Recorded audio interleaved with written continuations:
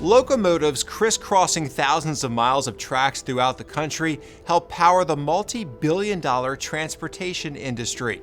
I'm Lee Zurich. And I'm Tisha Powell, but as they move goods across communities, rail traffic and crew logistics can bring them to a halt.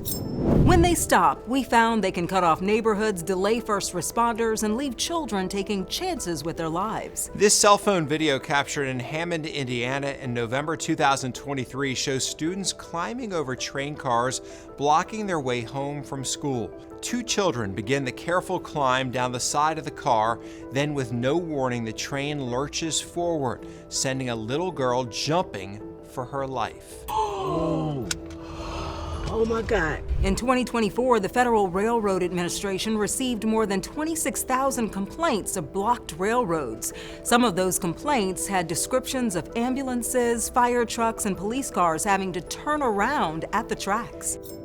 In some cases, those first responders are headed toward an emergency. That became a woman's reality when she suffered internal bleeding.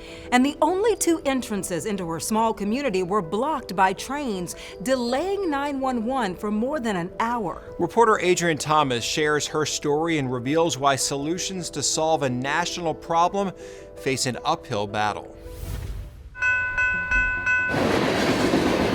He looks like he's stopping, doesn't he? He's going to stop. Even when we met Joyce Shapiro and her son-in-law Harry Newcomb at their home on Skamania Landing, my crew and I saw for ourselves a freight train pulling to a stop for over a half hour to let another freight train by. A problem Joyce and Harry and their neighbors say is getting out of hand. It happens enough that you kind of plan ahead when you're going to go somewhere, give yourself some extra time. Harry and his mother-in-law Joyce say blocked crossings on Skamania Landing can take anywhere from 30 minutes to up to 2 hours multiple times a day.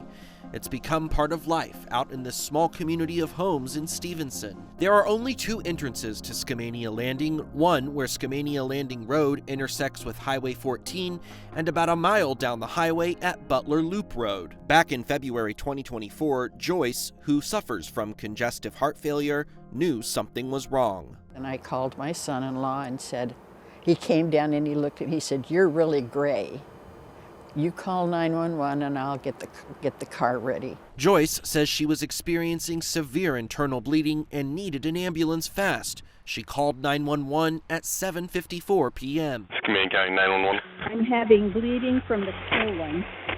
It started this morning, and I'm even having numbness in my right leg. Okay, I'm going to go ahead and picture out the paramedic. Joyce says when she's needed an ambulance previously, it only took medics minutes to reach her due to the close proximity of this fire station about a half mile from her son-in-law's home across the train tracks and Highway 14. What goes through your mind when all this is happening? Well, I'm not, in the beginning, I'm not terribly distressed. I mean, I think they're going to be here pretty quick. Harry says 10 minutes after Joyce made the first 911 call, medics called them to say a freight train was blocking their way into Skamania Landing, and that 911 dispatch was working with BNSF to clear the tracks for the ambulance. But it would be 90 agonizing minutes for Joyce before medics could reach her. Okay, were you just requesting a medic update?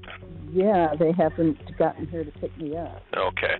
Well, there was a train blocking, and they had just cleared, so they should be arriving here just shortly. Joyce says she was trying to conserve energy and stay alert, despite losing a considerable amount of blood. She'd later find out terrifying news at the hospital that she was on the cusp of having a heart attack. She still is trying to comprehend how a freight train played such a pivotal role in determining life or death. They put my life at risk that night. I realize that they have a preferential treatment to getting their product to wherever it has to be, but that precedent should not override my right to get to the hospital in time to save my life. According to the American Association of Railroads, improved infrastructure and technological advancement have allowed freight trains to increase in size, leading to more product being moved. The freight trains along this route in the Columbia River Gorge are operated by BNSF. In a response to the concerns in Skamania Landing, a spokesperson for the company tells us, quote, "We make every attempt to minimize road-rail conflicts, efforting to make them as infrequent frequent and as short in duration as possible. At this particular location, the best and safest solution to minimize roadway inconveniences is to either connect existing roadways with an established overpass or build a new overpass at Skamania Landing or Butler Road. BNSF staff has spoken with local residents multiple times over several years and shared this information.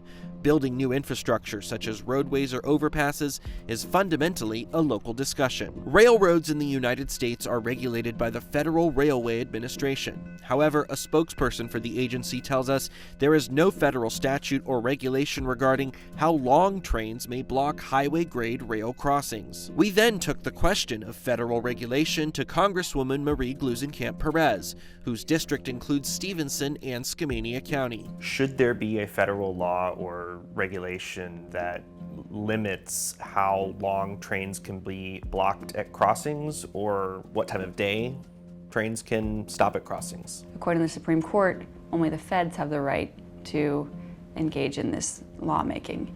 And so I think it's important that if Congress isn't going to bring it up, we need to empower more local authorities to come to a table and get a good outcome for our communities. Public Works Director David Waymeyer says any type of solution around the blocked crossings here would be a difficult project that could take years. I think an overpass would be your only option, but the tracks are within 100 feet of Highway 14, so it's going to be a pretty major project if that were to ever happen. If we had the funding, I think funding is the first thing to secure, obviously, because it's going to be a multi-million-dollar project to do something like that. Shortly after, we started asking questions. Representative Gluesenkamp-Perez sent a message directly to BNSF's CEO, Catherine Farmer. In a publicly released letter, she said in part, quote, "It is critical that a reasonable solution is developed to ensure that these residents have access to medical care without delay." Representative Gluesenkamp-Perez went on to say if the trains must be stopped for a longer period, BNSF should make all efforts to keep one access point open. Reporting in Portland, Oregon, I'm Adrian Thomas. In December 2024, we reached out to BNSF to ask about its communication with the county and its efforts to fix the issue. A company spokesperson gave us a similar statement to the one provided 9 months prior, with one addition, quote, "If there is a mechanical issue for safety, we won't be able to move the train until it is safe to do so." We asked further questions, including its policy for unblocking roadways, but they did not answer. You can read the company's full statement on investigatetv.com. Search Trapped by Trains.